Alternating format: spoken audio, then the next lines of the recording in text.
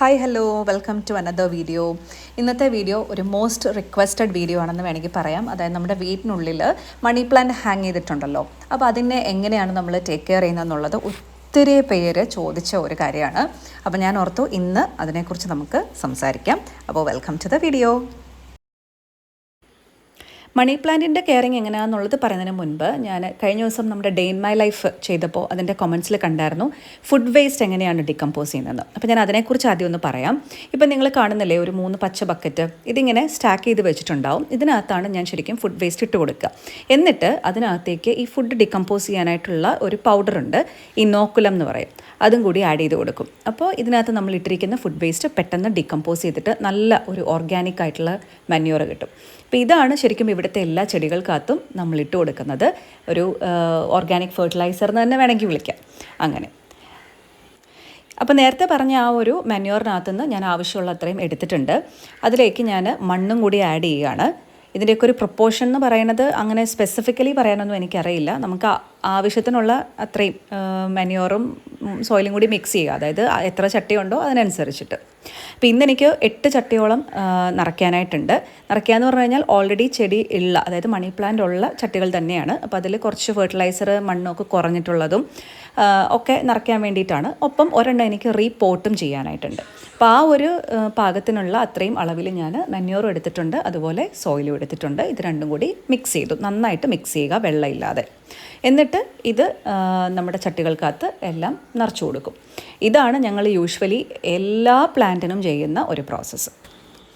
ഇനിയിപ്പോൾ നമ്മൾ പുതിയതായിട്ടൊരു പ്ലാന്റ് ഒരു പോട്ടിൽ വെക്കാനാണെങ്കിൽ മണ്ണും അതുപോലെ ഈ പറയുന്ന ഓർഗാനിക് കമ്പോസ്റ്റ് അല്ലെങ്കിൽ ആ മാന്യൂറും അതിൻ്റെ കൂട്ടത്തിൽ കോക്കോപീറ്റ് കിട്ടില്ലേ, അത് വെള്ളത്തിൽ നനച്ചിട്ട് അതും നനച്ചിട്ട് അതിങ്ങനെ കുതിർന്ന് വരുമല്ലോ, അതും കൂടി എടുത്തിട്ട് അതുകൂടെ മിക്സ് ചെയ്തിട്ടാണ് പുതിയതായിട്ട് ഒരു പോട്ട് നിറയ്ക്കുക. പിന്നെ അതിനകത്തായിരിക്കും ചെടി വെക്കുന്നത്. അപ്പം യൂഷ്വലി ഇങ്ങനെയൊക്കെയാണ് നമ്മൾ പ്ലാന്റ് ചെയ്യുന്നതും അതുപോലെ പ്ലാന്റിനെ കെയർ ചെയ്യാൻ വേണ്ടിയിട്ട് ഇടയ്ക്കിടയ്ക്ക് മണ്ണും ഫെർട്ടിലൈസറും ഒക്കെ ഇട്ട് കൊടുക്കുന്നതും. പിന്നെ ഈ ഒരു സോയിലും അതുപോലെ ഈ മാന്യൂറിൻ്റെ ഒക്കെ മിക്സ് ശരിക്കും പറഞ്ഞാൽ വീട്ടിനകത്ത് കൊണ്ടുവന്ന് ഈ പ്ലാന്റിനകത്ത് ഇടുന്നതിനോട് എനിക്ക് വലിയ യോജിപ്പൊന്നും പണ്ടും ഇല്ല, ഇപ്പോഴും ഇല്ല.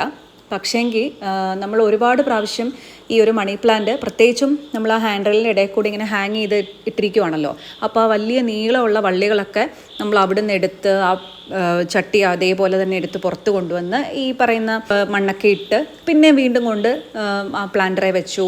അത് കഴിഞ്ഞിട്ട് പിന്നെ അതിൻ്റെ വള്ളി ഇങ്ങനെ ഹാങ് ചെയ്യിപ്പിച്ചു. ഇങ്ങനെ പലതവണയായപ്പോൾ അത് ആ ഒരു പ്ലാന്റിനെ, മണി പ്ലാന്റിനെ, അതിൻ്റെ ഒരു ഹെൽത്തിനെ അഫക്റ്റ് ചെയ്യുന്ന പോലെ തോന്നി. അപ്പോൾ അതുകൊണ്ടാണ് ഇപ്പോൾ ഈ ഒരു മിക്സൊക്കെ നമ്മൾ വീടിനകത്ത് ഈ മണി പ്ലാന്റിൻ്റെ അടുത്തോട്ട് കൊണ്ടുവന്നിട്ട് ഇട്ടൊക്കെ കൊടുക്കുന്നത്. ഇനി നമ്മൾ വീടിൻ്റെ ഉള്ളിൽ ഇതേപോലെ ബുഷിയായിട്ടും അതുപോലെ നല്ല ലെങ്തി ആയിട്ടും മണി പ്ലാന്റ് ഗ്രോ ചെയ്യാൻ വേണ്ടിയിട്ട് ഞങ്ങൾ ചെയ്ത് വരുന്ന കുറച്ച് കാര്യങ്ങൾ പറയാം, അല്ലെങ്കിൽ ശ്രദ്ധിക്കുന്ന കുറച്ച് കാര്യങ്ങൾ പറയാം. ഒന്നാമത്തെ കാര്യം, ഒരു മോഡറേറ്റ് സൺലൈറ്റ് ഉള്ള സ്ഥലത്ത് മണി പ്ലാന്റ് നമ്മൾ വെച്ച് കൊടുത്തിട്ടുണ്ട്. ഒട്ടും വെയിലില്ലാത്ത സ്ഥലത്ത് വെച്ച എല്ലാ മണി പ്ലാന്റും ഞങ്ങളുടെ കേടായിപ്പോയി. അപ്പോൾ ഈ ഒരു ഇപ്പം നമ്മൾ വെച്ചിരിക്കുന്ന ഈ ഒരു സ്ഥലമില്ലേ, ഇത് ശരിക്കും പറഞ്ഞു കഴിഞ്ഞാൽ ഒരുപാട് ചൂടുമില്ല, എന്നാൽ ആവശ്യത്തിന് സൺലൈറ്റും ഉണ്ട്. അപ്പോൾ ഒരു മോഡറേറ്റ് സൺലൈറ്റ്. രണ്ടാമത്തെ കാര്യം, ഡെയിലി ബേസിസിൽ വെള്ളം ഒഴിച്ചു കൊടുക്കണം. പക്ഷെ ഒരുപാട് ലാർജ് ക്വാണ്ടിറ്റിയിൽ വേണ്ടതാണ്. അപ്പോൾ ഡെയിലി കുറേശ്ശെ അതാണ് നമ്മൾ ചെയ്യാറുള്ള വേറൊരു കാര്യം. പിന്നെ മൂന്നാമത്തെ കാര്യം എന്ന് പറയുന്നത്, ഇപ്പം ഞാൻ ചെയ്ത പോലെ ചെറുതായിട്ട് അതിൻ്റെ സോയിലൊന്ന് ഇളക്കിയിട്ടാണ് ഈ പറയുന്ന സോയിലും അല്ലെങ്കിൽ ഈ ഓർഗാനിക് നമ്മുടെ ഫെർട്ടിലൈസറും ഒക്കെ നമ്മൾ ഇട്ട് കൊടുക്കുന്നത്. മൈൽഡായിട്ടേ അങ്ങനെ ചെയ്യാവുള്ളൂ. അതിന് എന്തെങ്കിലും ഒരു ചെറിയ നൈഫോ അല്ലെങ്കിൽ ഈ ഗാർഡനിങ് ചെയ്യുമ്പോൾ നമുക്ക് മേടിക്കാൻ കിട്ടുന്ന ഏതെങ്കിലും ഒരു ടൂളോ വെച്ചിട്ട് അതിൻ്റെ റൂട്ടൊന്നും ഡിസ്റ്റർബ് ചെയ്യാത്ത രീതിയിൽ ഒന്ന് ചെറുതായിട്ട് ഇളക്കി കൊടുക്കുക. എന്നിട്ട് ഈ പറയുന്ന പോലെ മണ്ണൊക്കെ ഇട്ട് കൊടുക്കുക. നാലാമത്തെ കാര്യം നമ്മൾ ചെയ്യുന്നത്, നേരത്തെ ഞാൻ മെൻഷൻ ചെയ്ത പോലെ ഡിസ്റ്റർബ് ചെയ്യാതിരിക്കുക. ഒരുപാട് അതിൻ്റെ പൊസിഷൻസ് അങ്ങോട്ടും ഇങ്ങോട്ടും എല്ലാം മാറ്റി മറിച്ചും അതിനെ ഉപദ്രവിക്കാതിരിക്കുക എന്നുള്ളത് കഴിവതും ഇപ്പം നമ്മൾ ശ്രദ്ധിക്കുന്ന ഒരു കാര്യമാണ്. പിന്നെ അഞ്ചാമത് നമ്മൾ ചെയ്യുന്നൊരു കാര്യം, നല്ല നീളത്തിൽ വളർന്ന് ഇങ്ങനെ ഹാങ് ചെയ്ത് കിടക്കുവാണല്ലോ, ഇപ്പോൾ ഒരു പെർട്ടിക്കുലർ ഹൈറ്റ് വെച്ചിട്ട് അല്ലെങ്കിൽ ലെങ്ത്ത് വെച്ചിട്ട് നമ്മളത് കട്ട് ചെയ്ത് കൊടുക്കും. ആ കട്ട് ചെയ്തത് വീണ്ടും കുഞ്ഞു കുഞ്ഞു പീസസ് ആക്കിയിട്ട് നമ്മൾ പ്ലാന്റ് ചെയ്ത് കൊടുക്കും. അപ്പോൾ ബുഷിയായിട്ടും വരും, നല്ല നീളത്തിലും പിന്നെയും വളരും. ഈ ഒരു 5 കാര്യങ്ങളൊക്കെയാണ് നമ്മൾ കുറച്ച് നാളുകളായിട്ട് ചെയ്ത് വന്നതെന്ന് എനിക്ക് മനസ്സിലായത്. ഇത്രയൊക്കെ കാര്യങ്ങളെ ഞങ്ങൾ ശ്രദ്ധിക്കാറുള്ളൂ. പിന്നെ വെള്ളം അല്ലാതെ നമ്മളിപ്പോൾ ഡെയിലി നമുക്ക് പ്ലാന്റിൻ്റെ ഗ്രോത്തിന് ഹെൽപ്പ് ചെയ്യുന്ന കാര്യങ്ങൾ, ഒന്ന് ഈ പാലിൻ്റെ പാക്കറ്റ്, അത് പാല് തീർന്നു കഴിയുമ്പോൾ നമ്മൾ കഴുകിയിട്ടുള്ള വെള്ളം ഉണ്ടല്ലോ, അത് ഒഴിച്ചു കൊടുക്കുന്നത് നല്ലതാണ്.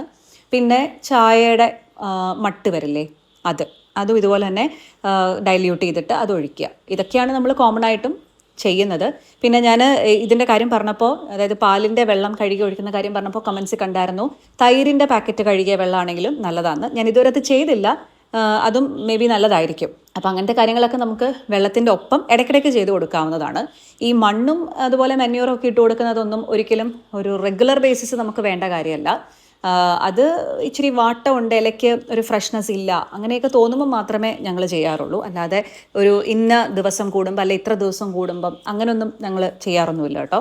അത് നമുക്കറിയാലോ, പ്ലാന്റ് ഫ്രഷ് ആണോ, അതിൻ്റെ ഗ്രോത്ത് നല്ലതായിട്ടുണ്ടോ എന്നൊക്കെ നമുക്ക് കാണുമ്പോൾ മനസ്സിലാവില്ലേ. അപ്പോൾ അതിനകത്ത് എന്തെങ്കിലും വ്യത്യാസം വരുമ്പോൾ അതിൻ്റെ ഗ്രോത്ത് അത്ര പ്രോപ്പർ അല്ല, ലെങ്ത്ത് വെക്കുന്നില്ല, അല്ലെ ബുഷി ആവുന്നില്ല, ഒരുപാട് വാടാൻ തുടങ്ങി, അങ്ങനെയൊക്കെ കാണുമ്പോൾ മാത്രമേ നമ്മൾ ഇതുപോലെ മണ്ണും ഈ മെന്യൂറൊക്കെ മിക്സ് ചെയ്തിടാറുള്ളൂ. അല്ലാത്തപ്പോഴൊക്കെ സാധാരണ ചെയ്യുന്ന കാര്യങ്ങൾ, വെള്ളം ഒഴിക്കുക അല്ലെങ്കിൽ പാലിൻ്റെ വെള്ളം ഒഴിക്കുക, ഇതൊക്കെ നമ്മൾ റെഗുലർലി ചെയ്യാറുള്ളൂ കേട്ടോ.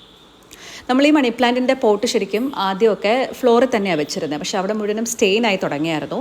പിന്നീടാണ് ഈ ഒരു പ്ലാന്റ് സ്റ്റാൻഡ് മേടിച്ചത്. ഇത് ആമസോണിൽ നിന്ന് മേടിച്ചതാണ്. അത്യാവശ്യം നല്ല ക്വാളിറ്റി ഉള്ളൊരു സാധനമാണ്. അപ്പം ഞാനിതിൻ്റെ ലിങ്ക് ഡിസ്ക്രിപ്ഷനിലോ അല്ലെങ്കിൽ ടാഗിലോ ഒക്കെ കൊടുത്തേക്കാം. ഒരു 4-5 സ്റ്റാൻഡ് അവിടെ എനിക്ക് വേണ്ടി വന്നു, ഈ ഒരു 8 ചട്ടി അത്യാവശ്യം സ്പേസിൽ വെക്കാൻ വേണ്ടിയിട്ട്. പിന്നെ ഈ ഒരു മണി പ്ലാന്റ് വെച്ചിരിക്കുന്ന ആ ഒരു ഏരിയ സത്യം പറഞ്ഞു കഴിഞ്ഞാൽ ക്ലീൻ ചെയ്യുമ്പോൾ കുറച്ച് ശ്രദ്ധിക്കാറുണ്ട് കേട്ടോ.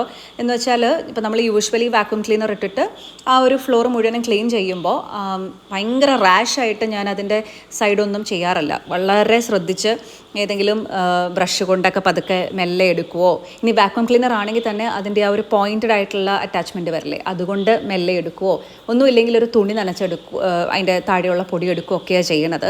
അതും ഈ പറഞ്ഞ പോലെ അധികം മണി പ്ലാന്റിനെയും അതിൻ്റെ ആ ഒരു എന്താ പറയുക പൊസിഷനൊക്കെ ഡിസ്റ്റർബ് ചെയ്യാതിരിക്കാൻ വേണ്ടിയിട്ടാണ് അങ്ങനെ വളരെ സൂക്ഷിച്ച് ക്ലീൻ ചെയ്യുന്നത്.